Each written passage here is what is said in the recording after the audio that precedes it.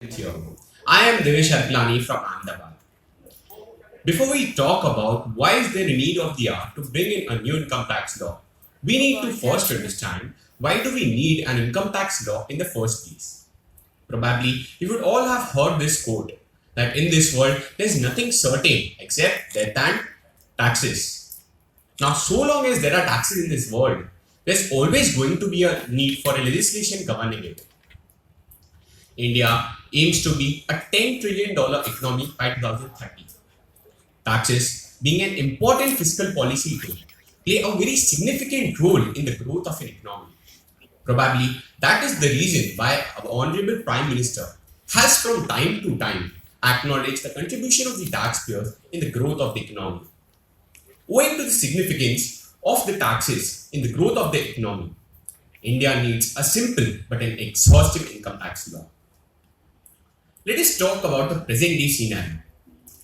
Income Tax Act 1961 is more than 58 years old today and is set to cross what one could call a retirement age. It has more than 350 sections which have subsections, clauses, subclauses, items, sub-items, explanation, provisos and so on. All this makes the current act a very cumbersome and a complex law, which is much against the canons of simplicity and convenience which are ought to be present in an ideal tax law. Let us talk about a few facts and figures. Today, merely 3% of Indians file their income tax returns, while merely 1.5% pay tax. What is seen here is a large-scale exclusion of the population from payment of taxes. Coming to the major limitations of the Income Tax Act 1961, which necessitate the requirement of a new income tax law in India. The current law is outdated, though more than 7,500 amendments have been carried out since its inception. They have only mutilated the original text beyond recognition. Today, estimated more than 4 lakh tax litigations are pending before several appellate forums, with an estimated disputed tax liability of more than 8.5 lakh crore rupees, which is a huge amount. Due to the complex structure of the Act, it only paves way for the tax evasion, which is seen in large scale in India. The Act is very complicated and hardly can a layman understand it. Probably Albert Einstein was right in saying that the hardest thing to understand is income tax. Administration is the key to the success of any law, but the current tax administration makes things only difficult for the taxpayers. Coming to the need of the hour for bringing in a new income tax law. Obviously, the new law is needed to overcome the limitations of the current 1961 Act. Moreover, it is also needed to keep pace with the evolving global best practices. Globally today, governments are trying to grow investments by lowering their corporate tax rates. In December 2017, the US lowered its corporate tax rate from 35% to 21%. And only a month later, Apple Incorporation announced that it would invest $30 billion to expand its US operations.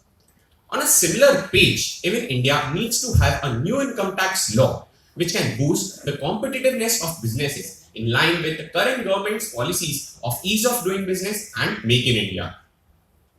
Briefly stated, it is the need of the hour to bring in a new law for the simplification of the complex provisions of the current act, to broaden the tax base, to increase the tax revenue for the growth of the economy, to lower the corporate tax rates, to boost the competitiveness of businesses in line with the government's policies, to reduce the extensive amount of litigation that is going on currently, and last but not the least, to make things easier for the taxpayers to comply with the tax provisions through technology-led compliance. Now, when we talk about the need of the hour for a new income tax law, an important aspect we need to throw light on is the taxation of digital economy. Right from Swiggy, Zomato till Google, Amazon, the digital businesses have become a new trend. Though these digital businesses deploy the resources of almost all the territories where they operate in, since that they do not have a physical presence in almost all the territories, they try to legally manage to escape or minimize their tax liability. This is because their profits are taxed in the state of residence or in those territories wherein they have a permanent establishment, that is a PE. A permanent establishment is associated with certain degree of physical presence. Hence, it becomes the need of the hour to bring in a new income tax law in India to govern the taxation on such digital businesses. Since that the digital economy is going to be the way forward. Coming to the expectations from the new income tax law. Obviously, the new income tax law is expected to bring in new and simple provisions in place of the existing complex and disputed ones. As per a study undertaken by the NGO Oxfam, only 1% of Indians own more than 58% of India's total wealth. The new law should bring in an additional tax on such high worth individuals. Probably that is the reason why in Budget 2019 an additional surcharge was brought in on such high net worth individuals. The new law should bring in an efficient and effective dispute resolution system which can enable speedy disposal of cases.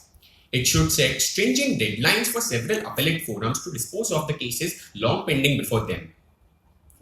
It should rationalize the tax rates. Probably Mr. Thomas Sowell was right in saying that higher taxes that the people do not pay do not bring as much revenue to the government as much as the lower tax rates that people do pay.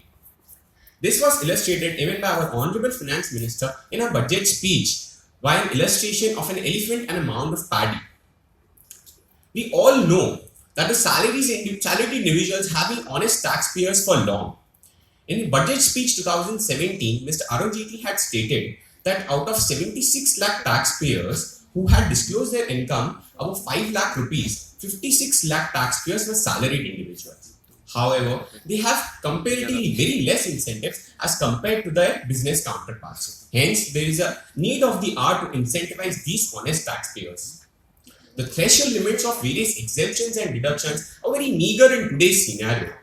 The new law needs to increase these threshold limits. The interest on income tax refund, which is at 0.5% per month, and the interest on tax payable, which ranges from 1 to 1.5% per month. These two interest rates have a huge gap between the two. The new law should neutralize these two tax rates. The e-proceedings have been a welcome step and are in line with the government's current policy of no corruption. But the new law needs to bring in more such technology-led compliance to make compliance easier for the taxpayers. The new law should take inspiration from some of the best international practices which are there today. The equalization levy or the Google tax, what is called, it was introduced in June 2016. Thereafter, a government committee had proposed to widen its ambit by covering a whole gamut of cross-border digital transactions into its net. But the government is yet to act on its proposal so far. The new law should bring in certain changes in this respect.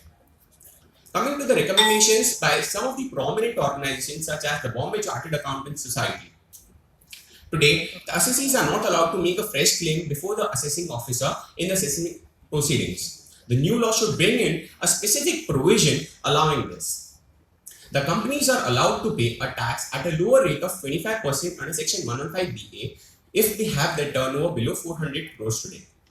But there is no such provision for the LLPs. Hence, the new law should bring in a similar provision for the LLP form of organization as well.